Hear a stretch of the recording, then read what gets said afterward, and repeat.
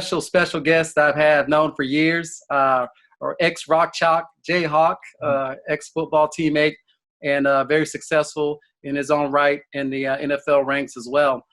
Today, I have the honor to be talking to Darrin Simmons, the assistant head coach for the Cincinnati Bengals, and also has been the special teams coach there for over since 2003. So good Lord, man, that's 17 years.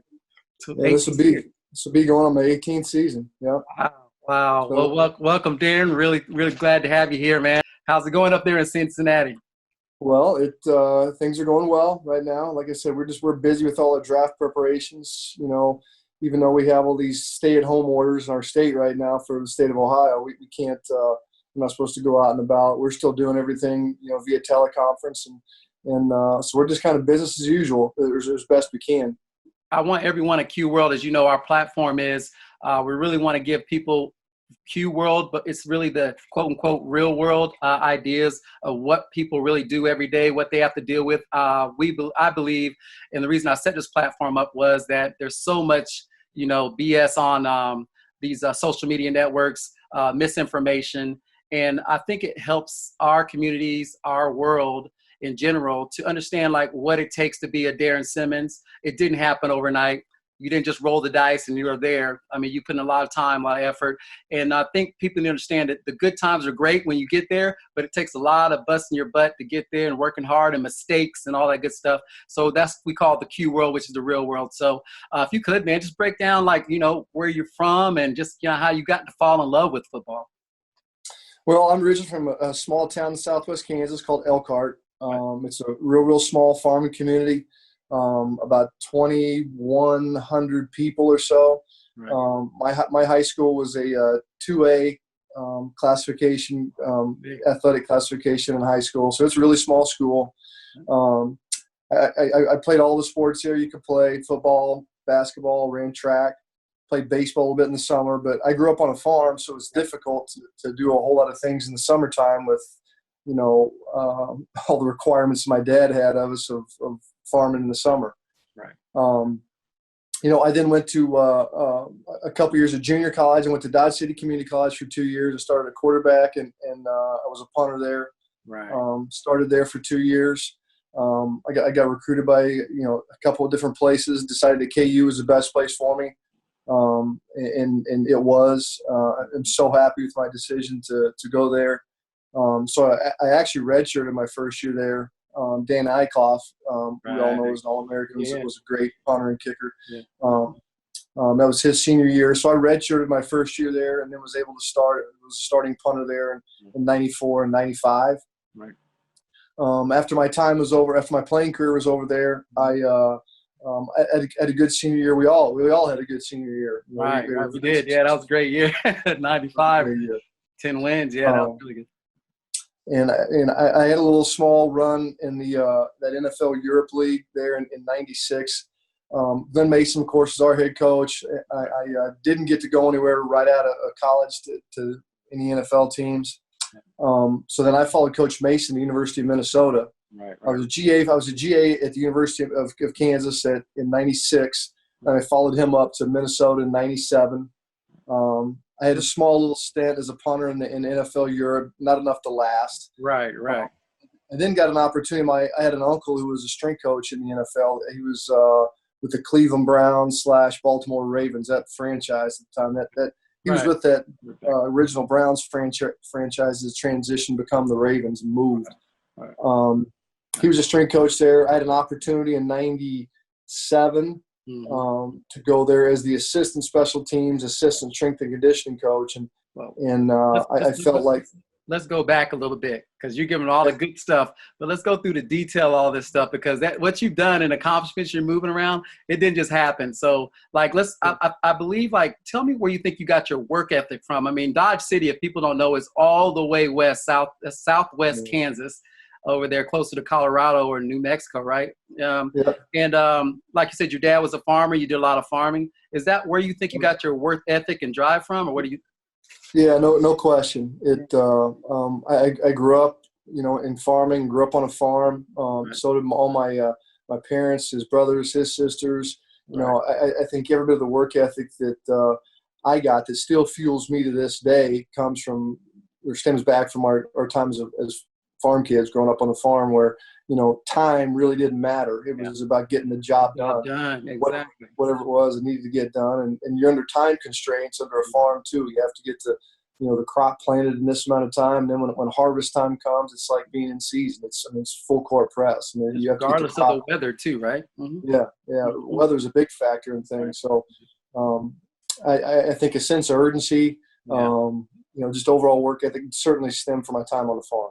The transition you said when you left high school. So this will be more pertinent to all these parents that have high school kids. You know, you were a great athlete in high school, obviously. Like they believe their kids should go D1 all the time out of high school, or, you know, why aren't they getting looked at or whatever. Now, your transition out of high school, what were your assumptions originally, and then the reality of it, or where you really went? What were your thoughts? Well, I got recruited by – I mean, I didn't get a ton of D1 offers coming out of high school. Again, the town I'm from is so small. I mean, you can't get any further – you can't be any further southwest. But I really didn't feel like I was ready for that.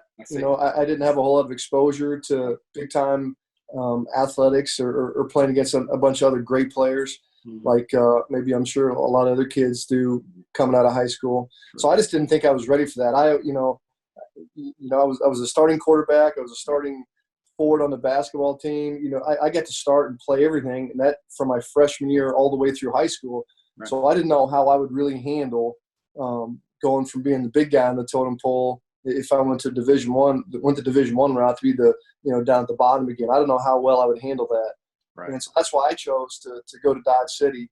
Right. A, because I wasn't super heavily recruited, then B, it was an easier way for me to transition to playing to the next level, but still getting to play and getting to play right away. Right. It was important for me. I really did not want to ever sit and have to watch.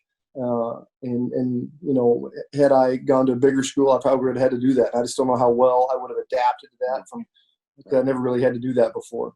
Right. So I'm glad I did what I did. Yeah. And what's even funnier about that is this is so relevant to a lot of people, and it's gotten worse. I mean, you can add to this, but I believe your humble beginnings and work ethic made you understand who you really are and what was best for you, right?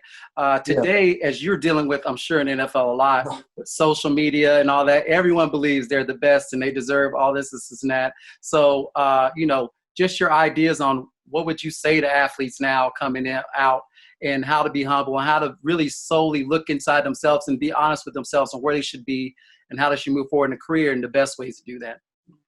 Well, I think it's becoming a huge issue. Excuse me. It's really started to creep into our game. Right. And especially the players that I deal with. You know, me being a special teams coach, I deal with the players on the back half of the roster. Right. You know, so there's 53 players on an active NFL roster, so I'm dealing with the back third of those. Right. And, you know, and I'm dealing with young players. And dealing with young players, guys coming into the league is becoming more and more of a challenge all the time. It's not been a good thing, and I believe it is because of social media. Right. And I believe these players have been catered to for so long that they don't know what it's like to be humble. Right. I think everybody knows what it's like to work, right. But I think there's so many times these guys work solely for themselves and not. I think the whole team concept gets lost. Right. And I get it some of the time. Some of these guys earn such big contracts now, have the opportunity to make a lot of money doing what they do that they think of themselves as a corporation. But in the end, football is still a team sport. Even if it is at the professional level like this, it is a team sport.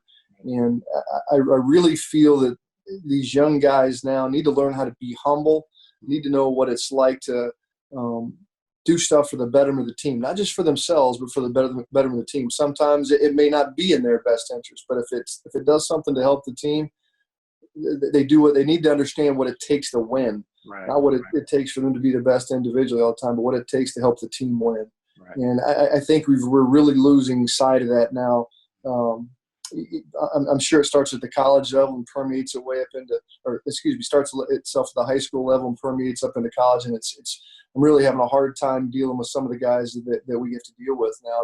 there are too many good players or kids that are really good athletes that get pushed out of the way just because they can't develop a team concept and mesh well with others. Right. I agree. It's a big issue. Yes, sir.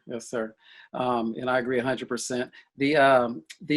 The next move to KU, because I got there in 91, so you would have got there in 93 or 94? Yes, 93, the spring of 93. Yep. And when you came in, you were QB. I remember you back there running things. And I want everyone to know, like, Darrin is a really, really, and was a really, really good athlete. Like, seriously, he could throw the ball. He's smart. He's had the intangibles to be a player. And in the system, you just have to come when you come in. It's just what it is, right? You got to go with who they have ahead of you or who's next up, and you got to play that game, as you know, in the NFL as well. But when you moved to punter, man, it was evident after Dan Eichhoff left, because we didn't know you could punt that well. You took over, like, literally. Not only that, you could run. Like, did you run like a 4.5? What'd you run? I mean, you're pretty fast, though. I wish. But you ran fast. So we did our fake punt stuff. You were like, I was like, this guy can roll. Yeah. Well, it's the element of deception. That's what it is. White boys can't run, man. They jump. About that. But no, I was actually recruited to be a punter. Okay. And I played quarterback too. I was a good punter in junior college. It was always a unique thing because I was a starting quarterback. Right. And then I think for the longest times, people didn't know I was also the punter. So I just stayed in the game on fourth down. Mm-hmm. And so there were times there where, the defense stayed out there and the punt return team didn't come out there because I think they thought we were still going to go for it on fourth down. They didn't realize I was the punter until I dropped back. But punting was actually my is what I was good at. I had no grand illusions to be a starting quarterback. I was a solid starting quarterback in junior college, but that's a lot different than playing in the Big 8 at the time. Right. And so I knew where my spot was going to be. I knew where my role was going to be, and I was fine with that. Right. And here's your the verbiage and your communication of what you're saying. It's just from high school as a kid being raised in a farm all the way up through your career. You've always known how to be in your own zone and your own balance and where your max and minimals were. And I really truly believe, even the most, I guess, humble people and conservative people, it's still hard with everything in your life going on around you to understand and stick with it. Like, you may know, like, I know a lot of people that know who they are and what they should be and where they should go, but they'll still test the waters. It sounds like when you came in, you knew exactly your zone and what was going to get you where you wanted to be. And I just think it's great. But what do you attest that to? How do you stay that way? Like, being there and knowing it's great, but how do you stay there?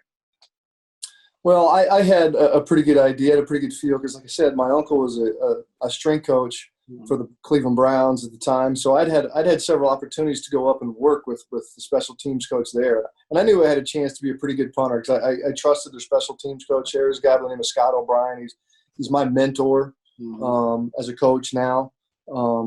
I got the opportunity to work with him, and he told me, he said, you have a chance to punt in this league. So I focused a lot of my time and energy there. Instead of having grand illusions about being a starting quarterback, I knew if my opportunity was better at this route. I was, I come from nowhere anyway, from a small town out in southwest Kansas. And so I just tried to focus my energy on being the best possible player, the best possible punter that I could be. And whatever gave me the best chance. If it did give me a chance to go on, great. If it didn't, it was going to set me up for whatever I needed to go forward with in the future. Right. And that's how I got started in football. I think too I knew the farm was always going to be there for me if I wanted it to be. Right. But my real passion was athletics and sports and coaching, and helping others, and just understanding the competitive side and the strategic side and if I could, I've always had coaches tell me growing up too that, really coaches are just players who can't play anymore. So the competitive juices that fuel, I think, you or I as players at one point still fuel me as a coach. No doubt. And that's what drives me every day to again, whether we're in the evaluation process now in our league or when it comes to the season, I'm X and O-ing things, kickoff returns to to try to beat a kickoff team. But it's the competitive part of that still drives me and fuels me, and the edge that I get from that is what keeps me going. So as a GA, when you moved with because you moved with Coach Mason up there, right? Yep. At that time, he was KU, and then he moved up to Minnesota, took that job after we won the Aloha Bowl, right? Yep. So talk about that experience for people that that are in college maybe now and debating on graduating, what should they do, played sports. How was that transition, and what did it take? What did you think about it? Well, I mean, Coach Mason asked me to be, after my playing time was over there in '95. He asked me to be a GA for him. Right. And he said, I want you to exhaust your opportunities to become a player if that's what you want to do. And I was really fortunate that he allowed me to still practice and still punt and still try to do everything I could to be a player. But in the meantime, he wanted me to give this coaching part a try. And I think I was a little bit unique because I don't think at the time really there were offensive GAs and defensive GAs. And yet I could kind of be the third wheel because I had experience. Again, I was a little bit unique, I think, because I understood as a punter. I didn't understand just about punting. I understood about protection on the punt team, about the coverage, and I think that stemmed from my time playing quarterback also, trying to understand the whole broad general game. And so I think Coach Mason probably realized that and was able to utilize me to help, do some self-scout stuff for what we did on special teams in '96, I guess, my first year as a GA at Kansas, and then ultimately the same thing happened when I moved up to Minnesota. Mm-hmm. So I'm very grateful for my time and the opportunity that Coach Mason gave me to get started in coaching. Yes, and I was able to take it and go from there. The next jump, as far as its opportunities, like when did you know, like, okay, I'm ready to go to the NFL? Is there a shot there? What encouraged you to take that step? Well, it was very unique. Like I said, my uncle was a coach, and a lot of times, as we all know, it's about who you know and then who can help you open what doors. And he helped me open that door. There was an opportunity. There's a job opening that came open for the Baltimore Ravens, right. To be the assistant strength coach, help him in the weight room, right. In addition to be the assistant special teams coach. So it was kind of a dual role thing. Mm-hmm. There's a head special teams coach, and then there was an assistant. So I was one of the first assistants really in the NFL. There were probably a handful of other guys. Right. I mean, every single team has one now, but at the time, back in 90, whatever it was, 98, I guess it would have been, there were only a handful, 4 or 5 of us. Yes, and so the Ravens, I think, were kind of on the cutting edge of that at the time. Right. And, who wouldn't jump at an opportunity to get to the highest level of this thing? I probably hadn't earned that opportunity for sure. Right. That's awesome. In relative to probably some of the other candidates that were out there, I'm sure I didn't have the background that a lot of those guys, especially the experienced coaching, a lot of those other guys did. But fortunately for me, they took a chance on me, and it's something I haven't forgotten yet. And then again, like you bring the work ethic and your drive with that as well.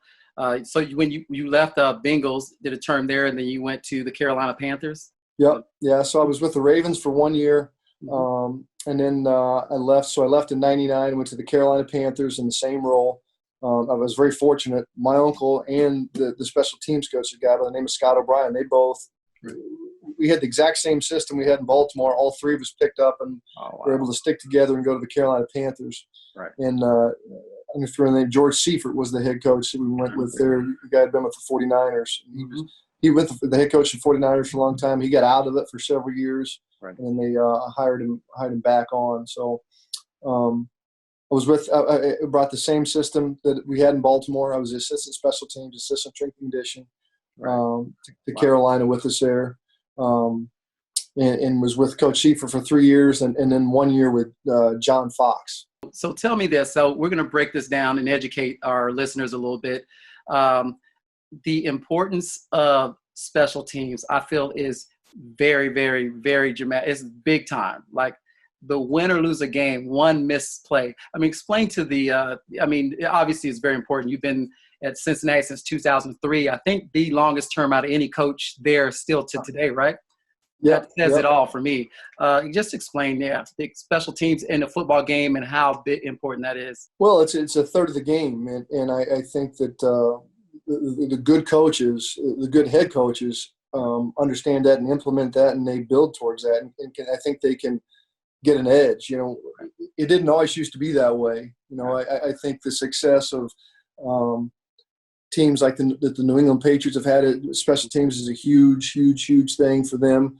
Because really in the end, it's about control and field position. That's the special teams coach's number one job is trying to steal yardage, hidden yardage, whether it be through, the way that you cover kickoffs or it's not always the way that you return kickoffs, but it's about making decisions and when do you bring it out, when do you not bring it out, and trying to educate the players on when the right time to do that is. Right. But it's about control and field position. I've been fortunate. I've been around some great special teams players in over my career that I've learned from that really helped me. There's one that really comes to mind when I was in Baltimore, and some people may remember this name, and probably a lot of people won't. But we had a player by the name of Benny Thompson, who actually played for the Chiefs at one time too. Yes, sir. Yeah. And Benny was what you call a core special teams player. I mean, that's what he did. He played safety / linebacker on defense. He didn't get to play a whole lot, but he was a tough, hard-nosed, physical player. That's how he made his living, was by playing on fourth down. And we always use, and I still use the term now, that it's what's unique about special teams. It's almost like you're a sniper. You're a hired gun. Right. Offense or defense has 3 downs to either make it or break it. An offensive player could have a bad play on first down and then make a great catch on second down and make up for it. But on special teams, you got one shot. I mean, you got one play, and you can win or lose a ball game just based upon how you play that play. Or if you lose that play, I mean, you could lose a ball game because of it. Right. So, guys like – go ahead, not to cut you off, but let's also add that, again, what you said earlier, these players are mostly rookies coming in, just got drafted to maybe 1 or 2 years in. So you have the guys that, like the offense and defense, typically have players that have played in the league for years, experienced, understand the game a lot more. You're teaching and tutoring them to understand the game from day one, and then they're on the field. Yep. Yeah, it's it depends kind of on what, and I can educate you a little bit here. I'm sure you know this a lot anyway, but on a 53-man roster, the way it is now, there's 46 players who are active and play on game days. Yes, sir. So 7 of them are inactive. Mm-hmm. And if let's just say, for instance, let's say you're a 4-3 base defense team. What that typically means is you keep 6 linebackers on your active roster. Means you have your 3 starters like a Sam, a Mike, and a Will, and 3 backups. Mm-hmm. So really what I'm playing with on special teams, I'm playing with 3 linebackers. I'm usually playing with 2 safeties and probably 3 corners from the defensive side. Right. And those are what you call your core special teams group that make up most of my units: kickoff return, punt, and punt return. Yes, sir. So you're dealing with a ton of these young guys who may have had some experience playing in college, but more than likely they haven't had a lot. Or if they did have experience, it was, dates back to their freshman or sophomore years in college. So a lot of these guys, you're starting over, you're reteaching just a lot of basic concepts because, frankly, as juniors and seniors, these guys were dominant players on their teams offensively and defensively, and I'm sure their college coaches didn't want to risk the threat of injury by putting them in the kicking game a whole lot. So, it's going back and trying to reteach how important it is and how important each guy's specific role. That's like I talked about earlier, how important it was for players now and kids coming in, regardless of the level, to be humble and understand and know what your role is and where you fit. It's trying to part of my job now. I feel like a car salesman a little bit. I got to try to teach these guys to understand, hey, this is your role. This is how you're going to get on the field. Right. If you're a 5th round draft pick or 6th round draft pick, let's not have grand illusions that you're going to come in and start at wide receiver over AJ Green. You're not. So the best way for you to get on the field is you better play your butt off on special teams. In practice. Mm-hmm. And the better you play in practice, you earn opportunities to play in preseason games. Right.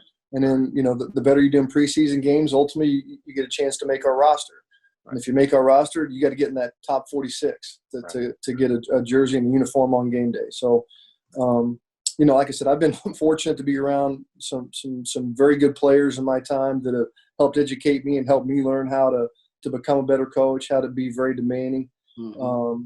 And really, really try to, for lack of a better term, hold these guys' feet to the fire so they understand Right.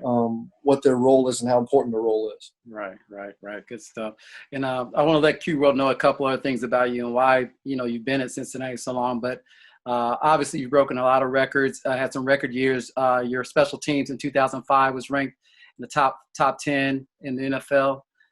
You've definitely had some great players. Talk a little bit about, Kevin Huber a little bit and what he's done, for the Cincinnati Bengals in the past.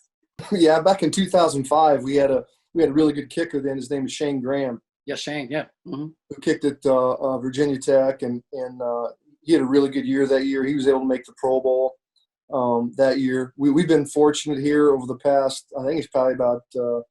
We drafted Kevin, I think, in 2011, and I think that it was actually before that. I can't remember exactly the year. Maybe it was 2009 was his rookie year. So he's been a constant for us. He's a great pro. It's very unique for him. He's never played outside of Cincinnati. He's from Cincinnati. Wow. He went to high school in Cincinnati. He played at the University of Cincinnati. That is. Now he's a Bengal. He's been very fortunate to call one place home his entire life. But he's had a very good career for us. He's on the back nine of his career, right? And I think he was starting to slip a little bit physically until this past season. This past season, he made a big jump, and he caught fire again. Right. We had a change in head coaches. We had a change in our strength staff here too, and I think he was able to take advantage of a different style of training that maybe push some buttons for him. That is now, I think, is going to help him prolong his career. So he's been effective players for us here in the past, and I expect to continue to do it now for the foreseeable future. Right. Well, and while we're talking about, your great history with your place kickers and your punters, I mean, again, I'm sorry I didn't bring up Graham, but yeah, 2005, he was Pro Bowl. He did, he was really the real deal. So yeah. And this is what I really want people to understand. You're doing this, from scratch, like you're building these players, a punter and a kicker. I mean, just explain, to our listeners, like these guys are on the field and they're either it's a success, they make the field goal, or they punt right and they give you guys great field position, or they fail. It's like it's either or. It isn't like a win all the time. So the pressure on them and situations they're put in. Just talk the mental, stability and confidence they have to be out there. Well, that's a huge part of what they do. I think the most important ability of a specialist like that is called repeatability. Right. They got to be able to do that thing do their specific skill over and over and over again, regardless of the situation. It's so difficult to try to replicate or emulate, game-winning field goals. Let's say, for instance, we try it all the time in practice. We try to apply and have our team tries to apply as much pressure to these guys as they can to make these situations feel like they're game situations, but in the end, they're not. Right. And so a big part of the guys that we choose to play those spots are, in fact, their ability to handle pressure and to be able to execute their job under pressure. Right. I take a great deal of pride because I played the positions before. Specifically being a punter. Yes, I take a great deal of pride in being able to evaluate these guys and picking the right ones. I'm fortunate. I get to actually conduct they don't ever televise it on TV. Right. But at the combine, I'm the guy that runs the punting and kicking drills at the combine. It's not they don't televise that part of it to the public. Right. But, I can understand why nobody wants to see them. Punt or kick. Hold up. I saw you mic'd up for the Senior Bowl. Hold up. I saw that. Yeah. Well, it's not always by choice either. Yeah. It's still fun. But no, but I take a great deal of pride in being able to evaluate those guys and get the right ones for those spots because, I coach those guys very hard in practice because I want to turn them loose in the game.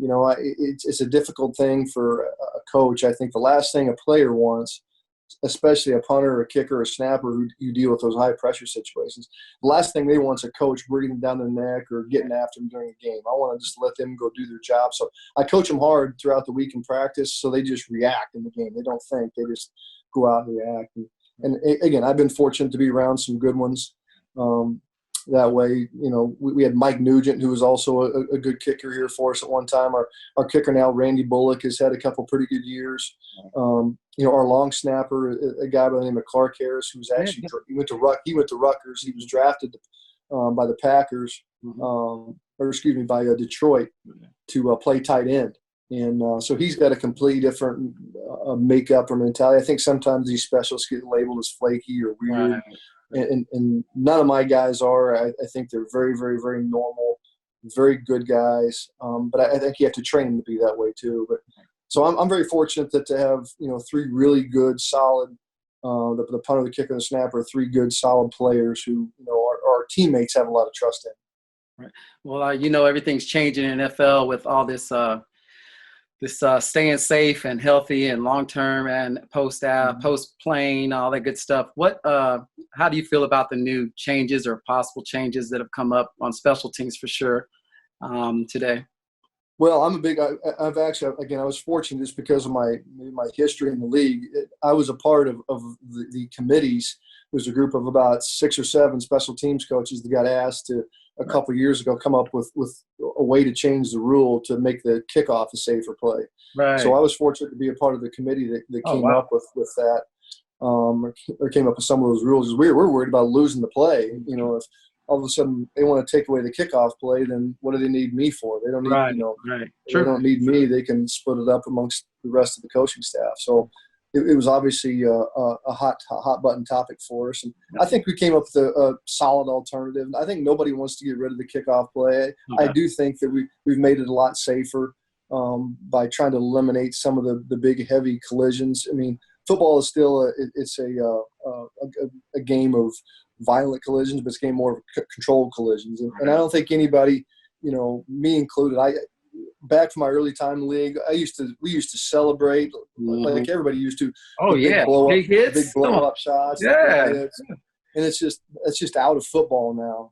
It's just not a part of football. It's not something that we celebrate anymore like we used to. Because I've seen the effects of. We've had several guys.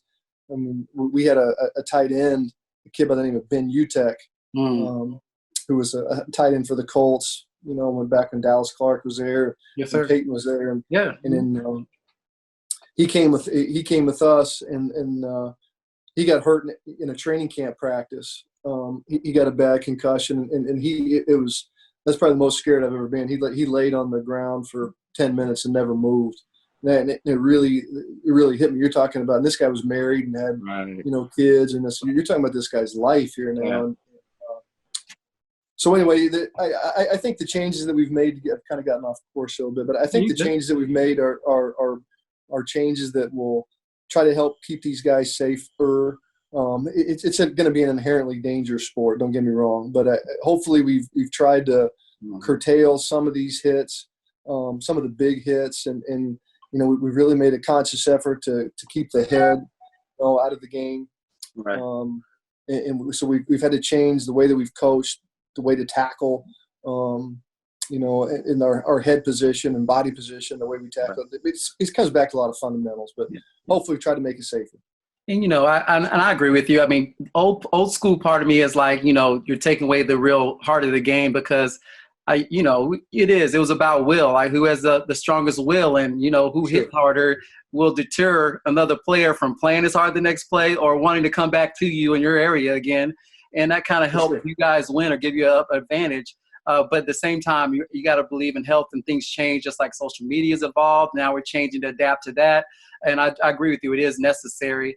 But here's what it kills me. I mean, you see both sides, but being a defensive player, D-back now that they've changed the rules of when you're hitting the player and, when using your helmet or coming in, my biggest concern and biggest flaw, I think, in that call is, and I know it's less than 1/10 of a second. Like a guy could be catching a ball and you could be hitting them in the right area. And then, and now you're hitting them in the helmet, right? And that was not purposeful. It was just it's happening so fast. And if you don't tackle them, you're going to get taken out of the game, right? I mean, you can't miss the tackle or lighten up or hold off. I think DBs have the toughest job of anybody in football when it comes to that, because they do have to make a split-second decision. Right. And I don't think it's fair to hold them accountable but things happen so fast, and really, quite honestly, what this has become, this is also because of the advent of high definition television now. Yeah, true. And the way that these TV companies and cable companies, how they slow everything down now. Mm-hmm. Every single play, there's a replay on it, and they can slow it down with such clarity that these officials have such a tough job. They got to make a split-second decision on, was the guy protect himself? Did the guy target? You know, I'm glad we don't have the same rule that college football does about an ejection, because I think there's so much gray. Yeah, there is. Mm-hmm. for these defensive players, certainly. Yes, on what they can and can't do, and you hate to lose a player in a game by ejection just because it could have been an offensive player catches the ball and goes to cover up to brace for a hit, and the defensive player never changes his angle, but at one point he was hitting them in the middle of the chest, and when the offensive player curls up, now it's in the helmet. So it's a difficult thing. In our league, they still say the onus is still on the defensive player. Right. That's why you don't see – I think that's why you see the level of tackling has gone down in our league. Really, because players are – and they're not just talking about ejecting them. Our players, they get fined. We're talking $30,000 fines for some of these hits to defenseless players. And, it's become a tough deal. It's a very, very hard line. And it's a skewed line.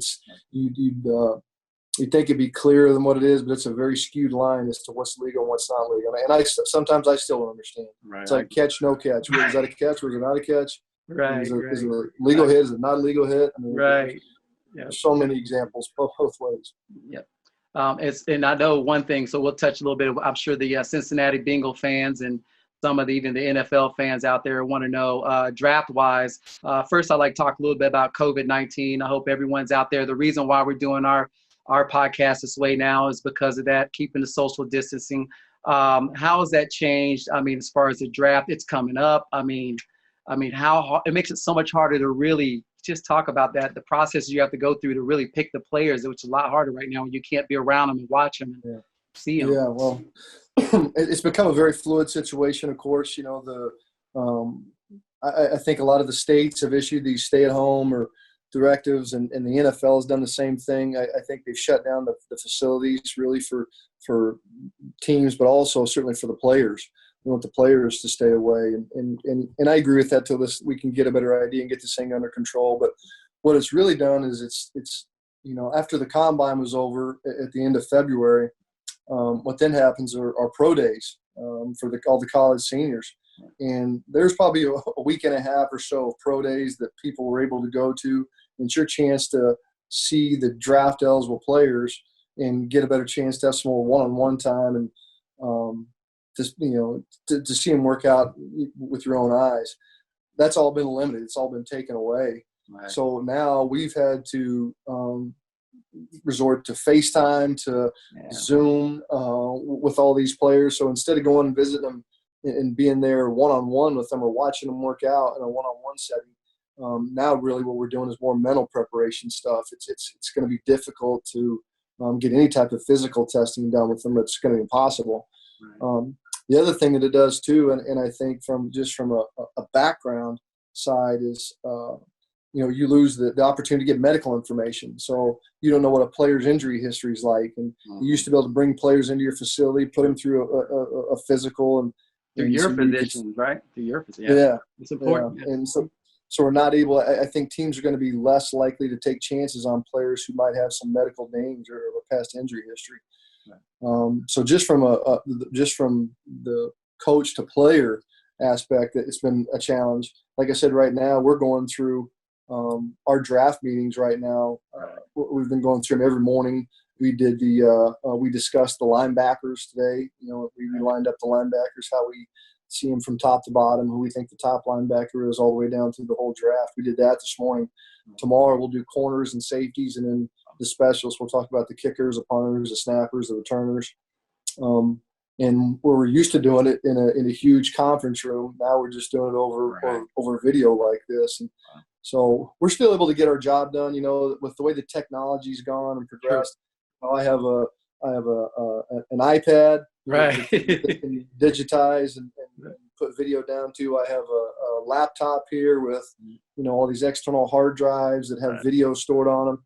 So, it hasn't changed my job a whole lot, or it hasn't hurt the ability for me to do my job a whole lot yet. I still think that, today, just a little bit ago, the state of Ohio, they extended this stay-at-home directive. Right. It's now going to be through May the 1st. Wow. And the draft is the end of this month. So what does that mean for us being able to conduct a draft? I don't know what it means yet. We haven't gone through that. Whether we're going to, I saw the NFL talked about these war rooms or these draft rooms, or they want to have 10 people in there. Well, I don't know how that's all going to work if we're supposed to still be under the stay-at-home directive. So again, it's very fluid. Our players, we're set to begin there. Like college football has spring football. It's all been eliminated. Our stuff hasn't even really started yet. So our stuff normally starts the second week of April, around April the 15th or 16th. So I'm sure that's all going to be put on hold. I would be shocked if we have any off-season work prior to training camp. I think it'll be a very, very, very hard stretch. So this year's incoming crop of rookie players is going to certainly be behind the 8 ball for sure. Right, which sucks for everyone. I think everyone's talking now. I mean, two things. One, I mean, is there going to even be? I mean, how do you feel? Is there going to be a season this year? I mean, well, it's certainly scary for sure. With all the way that everybody's talking about flattening this curve, everybody's going to get some type of exposure to it. I agree. Mm-hmm. You want to flatten the curve to it. What happens if that curve gets flattened and this all gets pushed out into July? And what happens if one of our players contracts it? And it's going to spread through the locker room, fast, and your team's going to be down and out. So unless they come up with some type of vaccine for it here in the near future, I'm really concerned about how we're going to be able to control this, or what we're going to do as a response to it. I think it's still up in the air, quite honestly. Yeah, no doubt. No doubt. And as far as so the Bengals fans want to know this. I mean, this season, and I hope and pray it does happen this season, because I think football right now, as everybody talks about, even on our big sports TV stations, football saving our media right now. That's all they can talk about right now. So, I mean, where do you see the Bengals when the season starts back up and competing and success rate for your fans? What are you predicting this year for them? Well, I hope that we certainly we have an improvement. I've been through 17 seasons here. Been through, when I first got here, there's a reason that you change coaches, and you change coaches because of teams not having success. And that's what got me here in 2003. And then we're able to, with Coach Lewis, bring this franchise up to a certain level of success that it hadn't seen in a long time, since they went to Super Bowls back in the late 80s. And or in the mid 80s, excuse me. Mm-hmm. And in the past couple of years, it's went kind of backwards for us. We haven't had much luck with our high draft picks. Our high draft picks have been injured. We just had a bad stretch right here over the course of the last 4 years or so. But there was a time we went to the playoffs, X amount of years in a row. So we've got to get ourselves back to that. We're in a period of transition right now. It looks as though we'll have a new young quarterback somehow, some way that we get here that's going to be exciting, I think. And I think that's what we've got to try to get back. We've got to try to get our fans back, and you get your fans back when you win games. But I think with the newness of what this quarterback is going to bring to our stadium, hopefully to our city, the excitement it's going to bring, it'll bring our fans back and get it back to the way it used to be at Paul Brown Stadium. Right. Well, I'll tell you what, Coach. I mean, for me personally, I mean, I played with you. I've known you for years. Cincinnati has a great man, a great family man, a hardworking man, a person that believes in his players and really not just believes on a football field, but believes in them, to help them in their lives and their fatherhoods and their post football playing days. So I think they're very fortunate to have a coach like you there. Obviously, they love you. You've been there since 2003, being the man. The last question before I let you go, because I know you're busy, your goals for your future. Like, what are you doing? Anything you want to talk to us about what you're doing outside of football that you'd like your fans and people to know? Well, really, I've devoted my life to this, and I'm sure my family probably feels the same way. So, Right.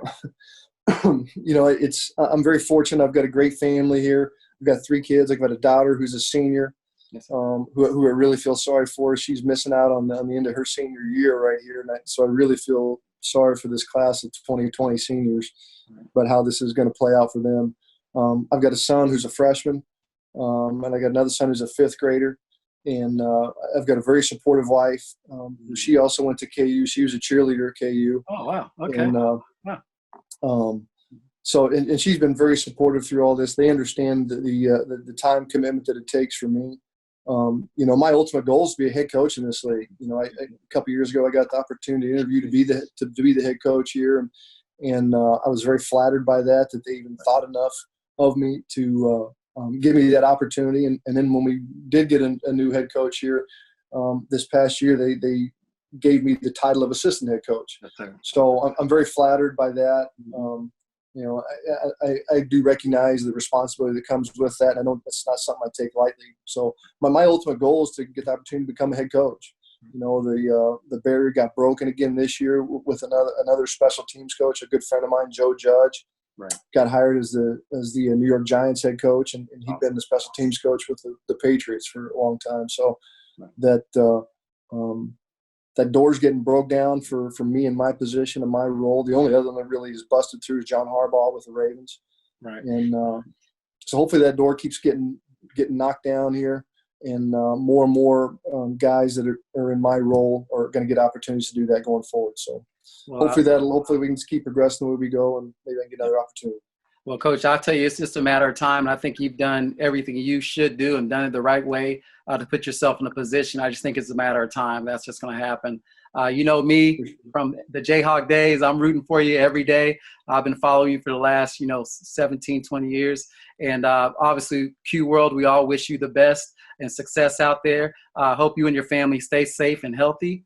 And look forward to reaching back out, catching up with you, maybe get out this fall and catch a game or so sometime. But definitely appreciate your time. I know you're busy, so this 30, 40 minutes you put in, I really appreciate it, and so does QWorld. And I look forward to hearing back from you. I'll send you a copy of all this as well. Okay. Well, thanks a lot for having me, Marlin. I think it's a great platform you got going right here as a way to help educate these young people on the do's, the don'ts, and maybe just shed a little light and you can pull from different experiences from different people. I think it's a great platform you got going. So keep up the good work that way too. Hey, thank you, sir. I really appreciate it. We'll be in touch, man. Rock Chalk. Rock Chalk. Take care, buddy. Yes, sir. You too.